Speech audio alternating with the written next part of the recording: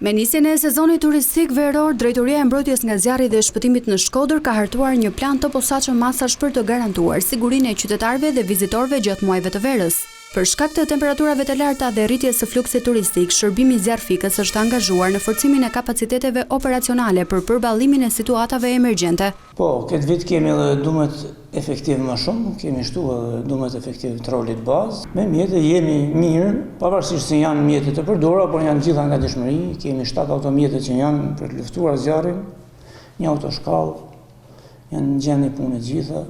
Duke ju referuar përvojës së viteve të kaluara, drejtori i shërbimit zjarfikës tha se me rritjen e temperaturave rritet edhe rreziku për zjarre.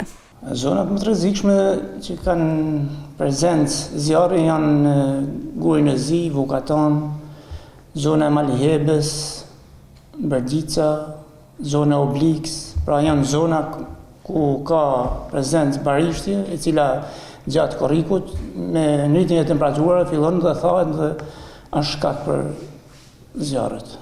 Në kuadër të masave parandaluese, një grup zjarfiksish është vendosur tashmë në Velipoj, një nga destinacionet kryesore turistike të qarkut të Shkodrës.